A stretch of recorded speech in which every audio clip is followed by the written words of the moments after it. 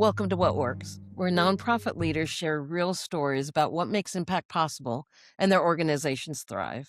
And I'm your host, Marla Moody, a transformational leadership coach with over 30 years in the nonprofit sector. Today, we're diving into how to work remotely and also how to really bring people on in a healthy way. The onboarding can be done with success. My guest today is Addie Candib. She works with American Farmland Trust, and we're going to hear a lot of good things about that, and also just about the farm sector as a whole. So get ready, and Addie, let's hear about what works. Welcome.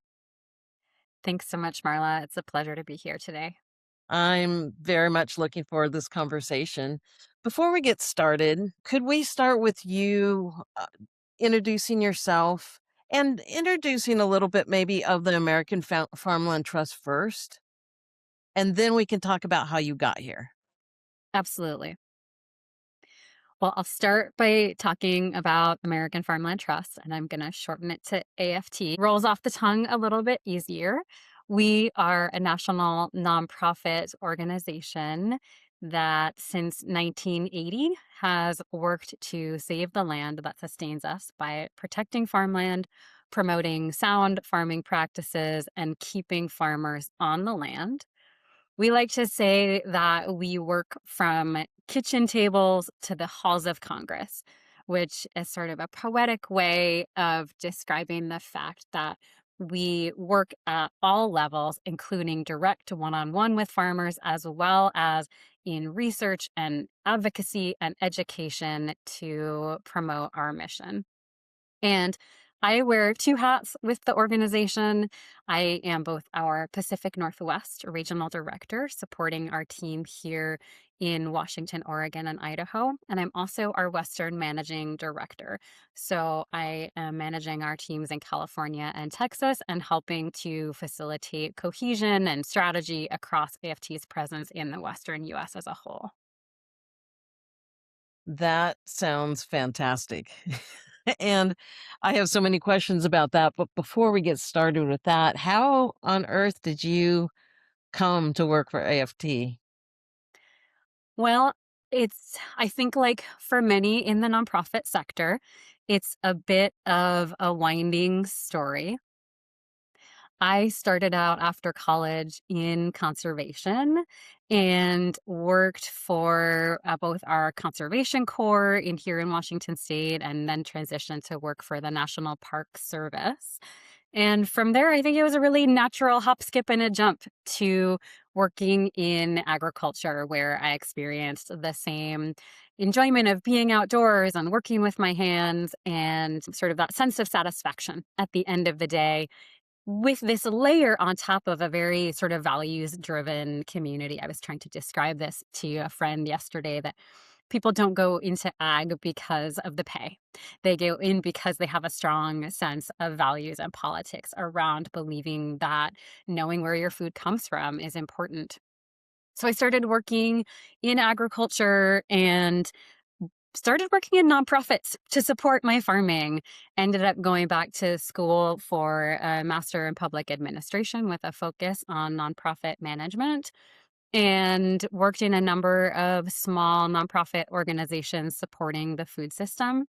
I had the opportunity about 10 years ago to serve on an advisory council for American Farmland Trust and the Pacific Northwest office at the time. That was really my first exposure to the organization, and I had a chance to attend a national conference that they organized in Kentucky, and I just was really impressed that there was an organization working nationally to advocate for farmland protection. So when the opportunity to serve as the regional director in this region came up, it honestly was a dream come true for me. How often can you say that, huh? Not very often, no.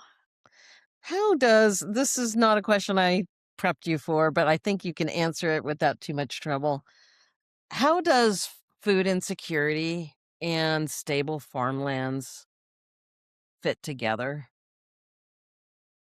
It's a great question, and It's a complicated one. Our tagline and our bumper sticker, which I'll make sure to send you one, Thank you. is "No farms, no food." So at its most sort of basic, we need farms and farmland if we want to eat. And we all eat. We all eat, some of us many times a day, some of us not enough. But Mm, we all eat, we all depend on food. And so that makes us dependent on the people who grow the food as well as the systems that get the food from the farms and ranches where it's produced into our grocery stores and our restaurants and onto our tables. There are a lot of points along the way where that system can break down.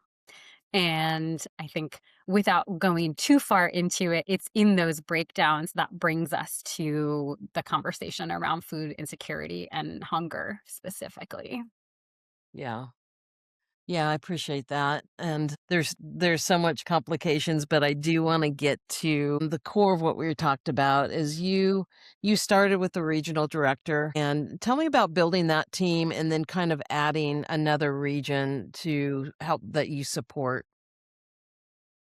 When I was hired into my current position here in the Pacific Northwest, it was after a time of some sort of turnover and instability in the program. And we were a team of two. We shortly thereafter became a team of one. It really fell to me to figure out what is the role of a national organization working at a regional level in a place where there's already a pretty rich tapestry of conservation and agricultural organizations working on adjacent issues. Where do Yeah. we fit in? Where do we fill a gap? How do we partner? How do we show up authentically and bring our strengths to the table while not stepping on toes? And how do we right size leadership at a regional level with impact at a local level? So I spent a couple of years really, I mean, talking to anyone who would talk to me and trying to get answers to those questions and steadily starting to build my team in response to what I heard.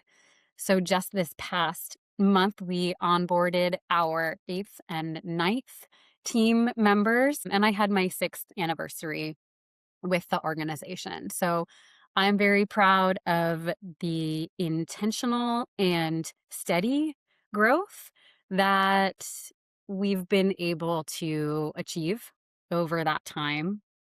And this sort of role in the managing director capacity, where I'm supporting our teams in other regions as well, is fairly new, something I've taken on in the last few months. And I'm still settling into it and trying to figure out again, sort of what's that balance between being hands on with my team here in the region where I live, while also ensuring that our other teams have the support they need to succeed. But I am very excited about ensuring that across a very wide geography, we are focused on similar goals and that we're Mm, leveraging similar strategies and that we can tell a coherent story. And, this is an organization that was founded in the sort of eastern part of the country for a very long time, has really been led by folks on the Eastern Seaboard and in the Midwest. And I think there's a great opportunity in front of us at this point to demonstrate that we can also provide leadership from the West. yeah. The idea of that balance and really seeing it, the purposefulness of it. How do you though balance that we need to grow, therefore there's more work to be done than we have time to do it, Mhm. and doing it purposely, which is a little bit slower. And then people don't just get in the for day one usually and contribute it to the level that they need to contribute, right? There's that onboarding. How do you balance the pressure of doing versus the onboarding and the space to do it well? Well, I would say, first of all, I believe in the importance of good onboarding like a religion. I have been, the victim, I would say, of terrible onboarding in past jobs, and just seeing how that can set the tone for an unhealthy relationship with the workplace. And on the flip side, I've also been the beneficiary of really thoughtful and intentional onboarding and seeing how much that can strengthen the bonds and the sort of like allegiance to the organization. Yeah. So I'll share a couple of anecdotes just sort of as a, Thanks. And I don't know, compare contrast. I started a job where I showed up on the first day and they said, "Here's your desk. And your computer isn't here yet. Tell us what you need." And then they left me alone in this office with a desk and no computer. I didn't get a tour. There was no employee manual. I didn't know that there was an employee bathroom for 3 months. Needless to say, I didn't last particularly well because I couldn't thrive in an environment where our leadership was not putting intention into ensuring that staff felt connected and grounded and like there was a sense of belonging. so let's pause there for just a Yeah. second. Probably, if you're listening to this, you like me, there's times when I've done a good job and there's times when I haven't. So I want to hear like what went through your mind. What did you say to yourself when you saw like they didn't care enough about me to show me where the bathroom is, let alone get me a computer and know how to log in. I think it, for me, spoke to I'm not valued. My role isn't valued. My role isn't a priority. The function that I'm meant to play in the organization isn't a priority. I don't know what's expected of me. I don't know how I'm meant to relate to the other people on this Yeah. team. I don't know what they've been primed to think about or how they expect to engage with me. It sort of puts all of the onus on that new employee to sort of chart the course. It's not fair, and I think it's not fair at any stage. But I think particularly when you think about people who are newer to the workforce, younger generation folks who are coming in, first or second job, it's really unfair to put those kind of expectations on a new employee to figure everything out on their own. How do you balance that? I have too much to do to help someone get on board. Because I was like this. I had way too much to do. I had multiple jobs to do, and this guy hadn't even reported yet, but his wife had cancer, and so it was a delay. They're like, "You need to cut love on him and care for him," and I never met the person, and I'm doing multiple jobs and that. What would you tell someone like me in that position where I have way more than I can do. And also, I need to prepare someone to be onboarded in such a way that they feel part of the healthy part of the team. I I think I would say there's no such thing as I'm too busy to onboard someone well. It's a matter of priorities. I understand that every organization or company has a culture and has a set of values, and that you may operate in an organization or company that hasn't prioritized good onboarding. But I'm in the middle of a hiring process at the moment, and it is incredibly time consuming to think that you might invest hours and hours and hours to recruit someone and then not put in the time to make sure they have a good experience. Mm. Not only are you then going to prolong the amount of time that it takes for them to be productive and successful, you're setting a tone for their relationship to the organization that isn't positive, or, maybe less than ideal.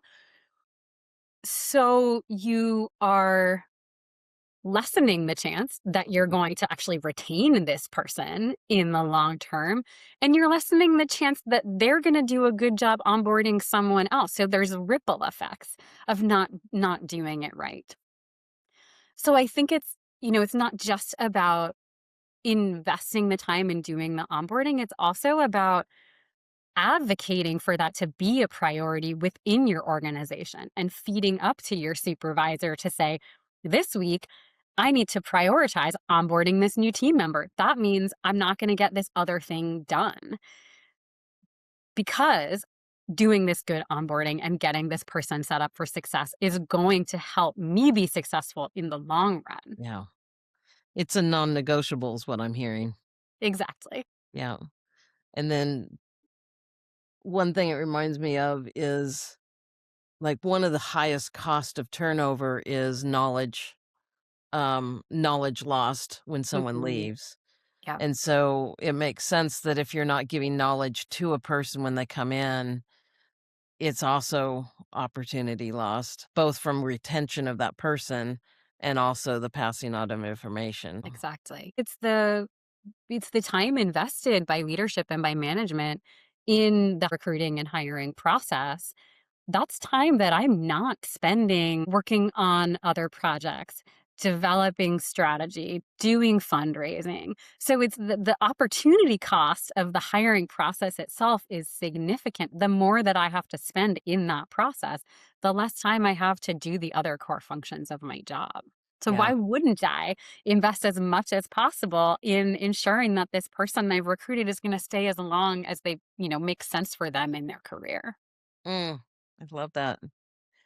Yeah, if you're welcome to tell more stories, or I might have short circuited that, but I was just too important to pause on that piece, to let it sink in. Yeah, I think the other anecdote that I wanted to share was sort of my compare and contrast anecdote. I started a job, and the day before I started, I got a call from the executive director, and she said, "Tomorrow's your first day. We're so excited. I just wanted to take a couple minutes to let you know that tomorrow morning on your first day, we have our regularly scheduled staff meeting. We do that staff meeting in sort of a non traditional format that you may not have experienced before. And I wanted to give you a sense of what you would be walking into." In the moment, I sort of thought to myself, she didn't need to do that. I would have been fine. I would have figured it out. But the fact that an executive director with a million other things to do took the time to call me before my first day and give me information that would help me show up knowing what to expect, feeling not like an outsider, but like a member of the team was such an incredible gift. And I think exemplary of something that I have really tried to model, which is this intention around helping to build a team where people feel connected and cohesive and like they are supported to show up and be meaningful contributors to the mission. So I think that's the other piece that I wanted to share, just an example of when I felt like onboarding was done really well for me. That's that's wonderful. And so really the contrast of that, and, like, how long did that take that executive director? Maybe a 30-second conversation, up to 5 minutes? Totally. Less than 10 minutes.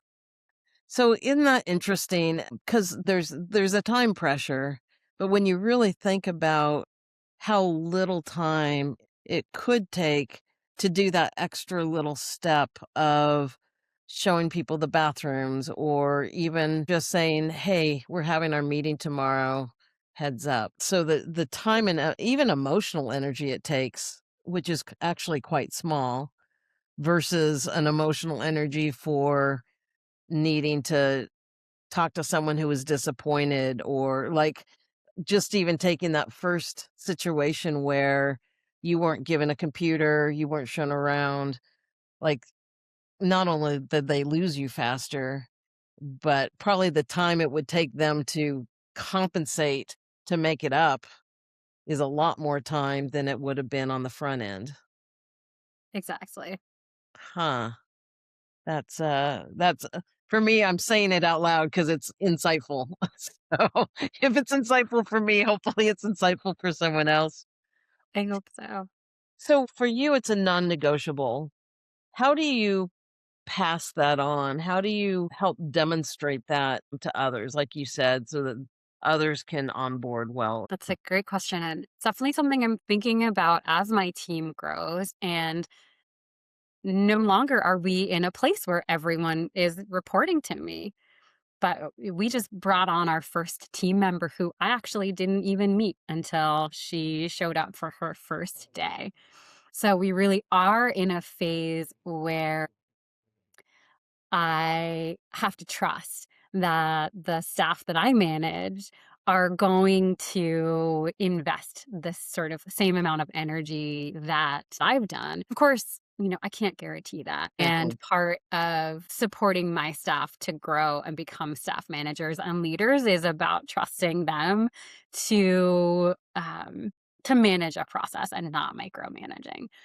But I think a key piece has been ensuring sort of a very robust and consistent onboarding process for the staff that I do manage, and doing that in a way that's documented. So we have a kind of onboarding template document that does a couple of things.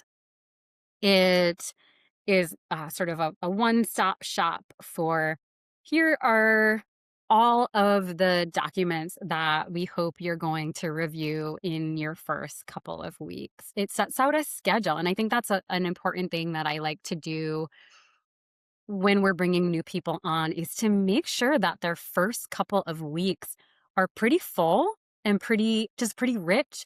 I don't know if others have had the experience of starting a job and being really bored for the Yeah. first few weeks because you don't know what to do if no one's standing over your shoulder and telling you what to work on, right? So making sure that people's first couple of weeks are just really rich by, in advance, scheduling meetings between them and key partners in the organization, making sure they have opportunities to meet face to face with other members of the team. Even if they're not going to be working closely together, they're part of the same team. Let's make sure they have 30 minutes for a just kind of getting to know you conversation. And I should note, we work in a fully virtual environment, if I hadn't said that already. So we don't have the opportunity to bump into each other in the lunchroom or just sort of like knock on someone's door and introduce yourself. We really have to have a lot of intention around this. So that onboarding template document I mentioned does that. It sort of lines out, okay, in week 1, we're going to have you meet with all of these folks. And in week 2, we're going to have you start meeting with all of these folks. Maybe weeks 3 and 4, we're starting to introduce you to key partners outside of the organization, get some of those meetings on the calendar. And then the onboarding document also identifies these are key steps that we need you to take in your first couple of weeks. And that's doing HR trainings, it's ordering business cards, sort of some of the key operational logistical things that new employees have to complete. So that's all in one place. And I think having that template document, creating that for my staff, that means that they have something that then they can customize for onboarding the staff that they manage. Yeah. And I think that's been a pretty good system.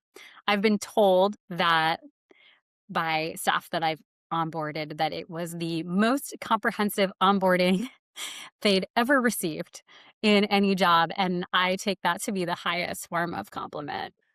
I so believe that onboarding done right is I can see why you see it as, like, paramount, that it's a non-negotiable, because you shine here, but you have a background in Thank God. mediation and conflict resolution. How has that shaped your way that you lead teams?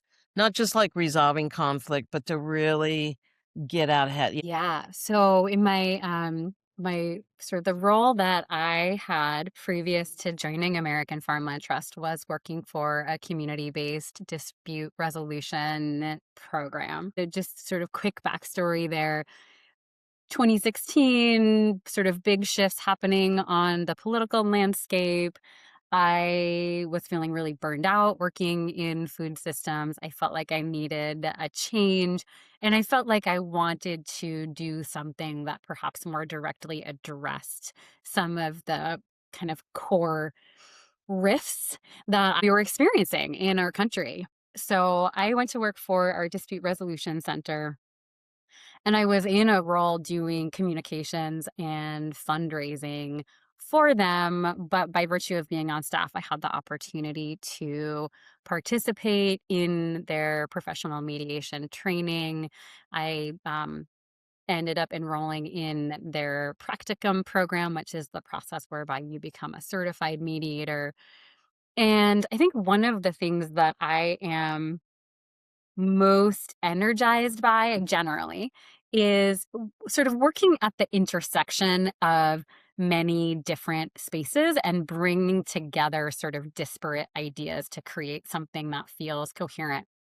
I think that's why I love working for American Farmland Trust, is because we work at the nexus of agriculture and conservation and land use and all of these other systems that sort of come together to inform the Yeah. landscape.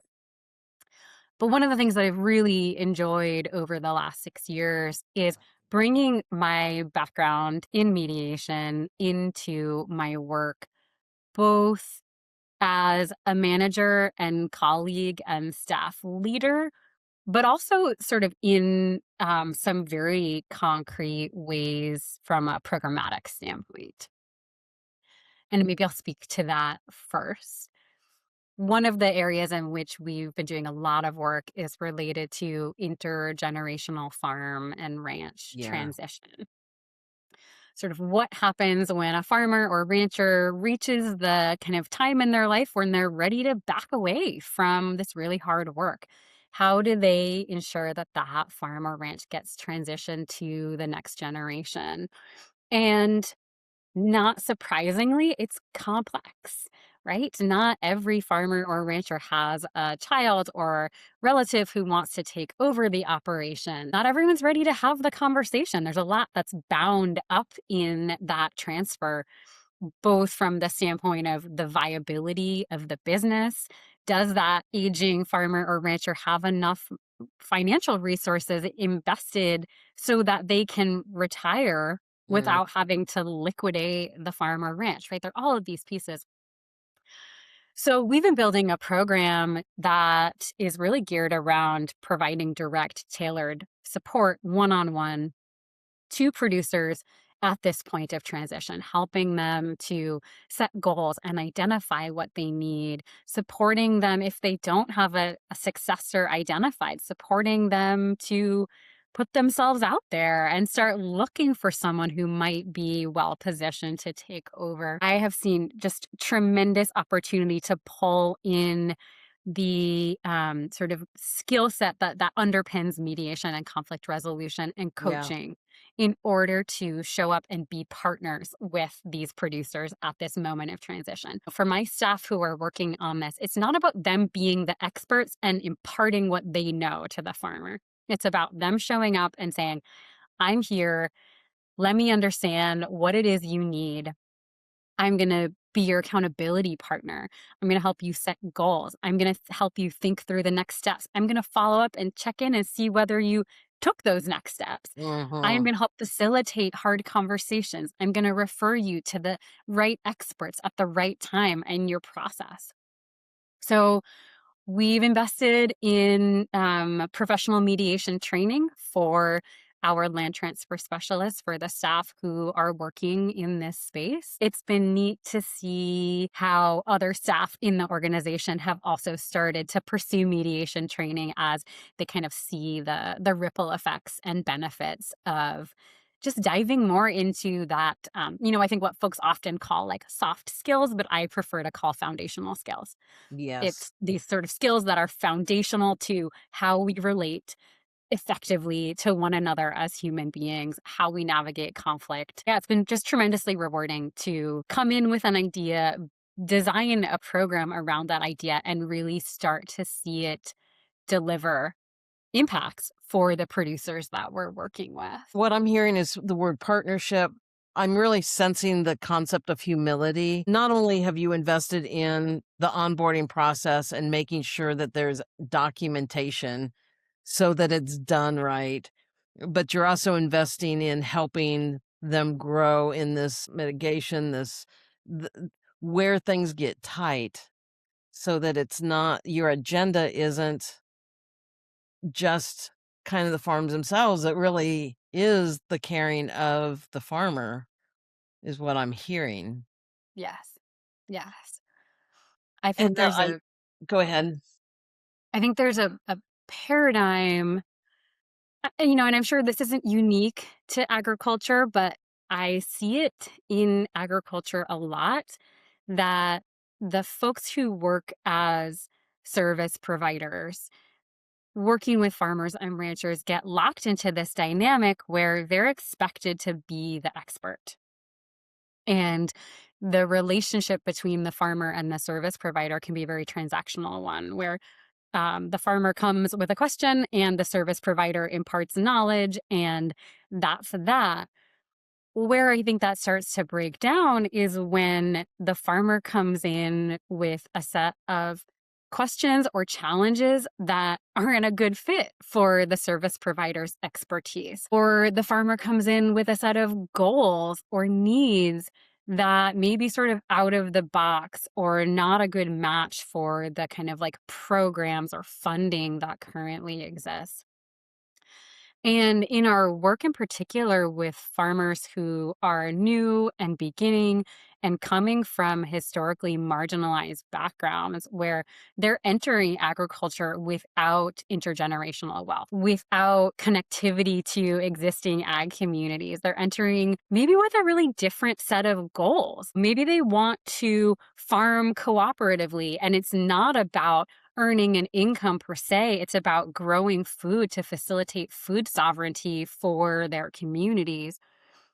Those needs aren't necessarily a match for a service provider who's used to saying, okay, let me get you enrolled for this program, or I'll help you fill out the application for this program.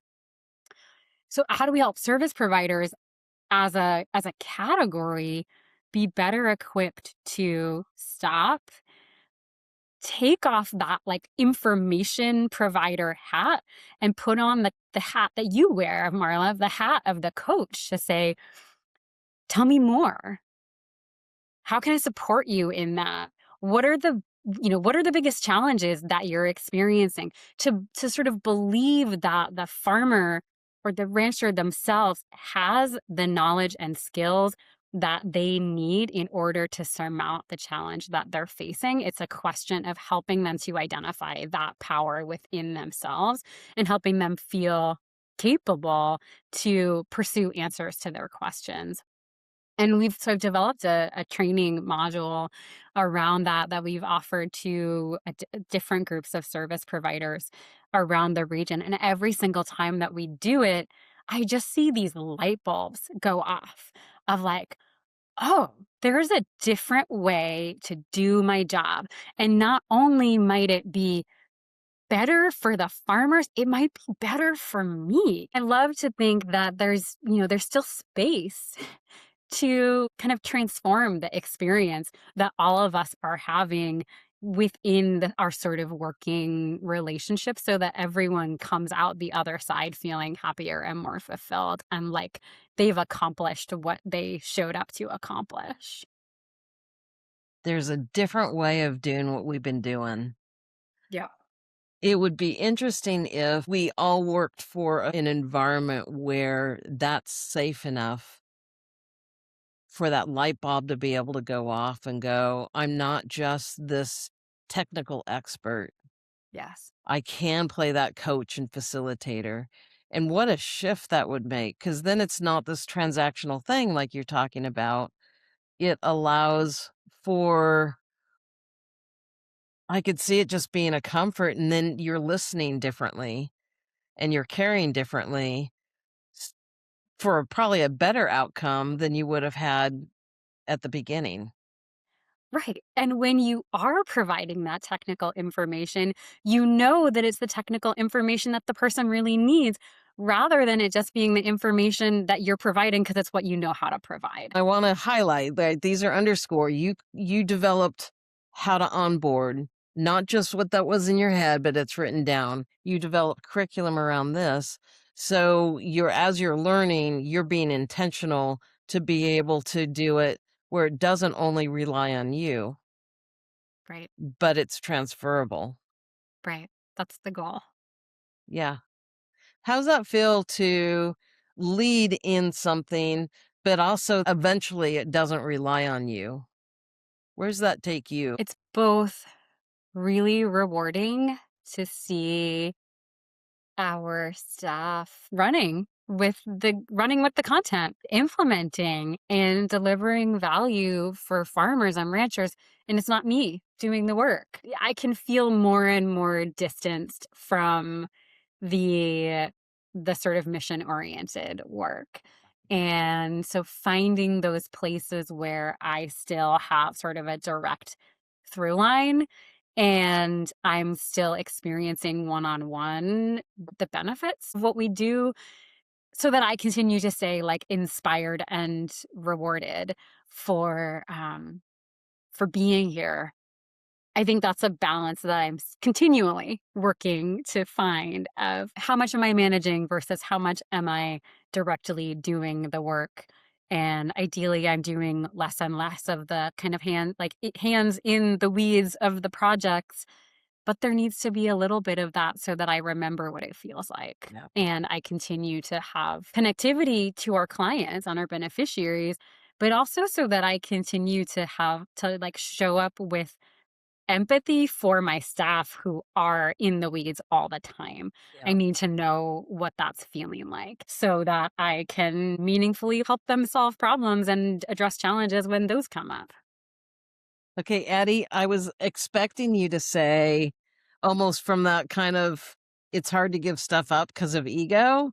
And there might be that. But what I love is you realize that do need that core connection to be able to pivot, to be able to have empathy, to not be just you've accomplished it, you're here, and everybody does this. What I see is the health of staying connected in order to be relevant, um, to be empathetic. And also, my guess is that you can then shift as you see things shifting. I'm emphasizing that because I think it's a great lesson. I'm always looking for those leadership lessons. And I think everything that you're saying, I've just heard so many multiple lessons from purposefulness, even the calmness of doing it, to knowing what your bottom line non-negotiables are. I would be curious to see some of the things you've developed. My suspicion is they really could be multiplied and shifted to where some of these philosophies that you're doing could benefit other sectors. I want to really thank you for who you are and what you do. Thank you on behalf of everybody that eats, right? Like, the idea of really caring, loving, and supporting our farmers is such an important piece. Doing it in a way that you're building healthy teams, building a structure to care for not just that interaction, but really building those foundational skills so that people can have those light bulb moments. So, Addie, is there anything else you wanna finish with as we close down? Well, thanks for saying all of that. I feel very seen by this conversation. I've listened to some of the other podcasts that you've done and just the sort of incredible diversity of leaders that you've talked with in terms of the mission areas that they're working in. On some level, yes, the mission matters.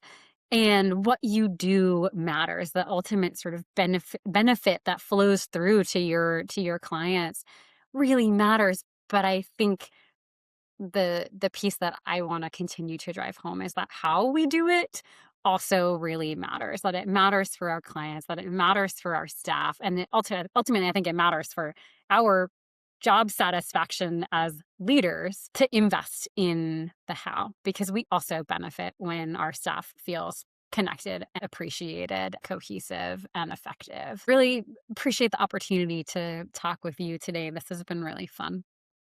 I've really enjoyed it, and I hope we have more conversations. So, thank you. You're welcome.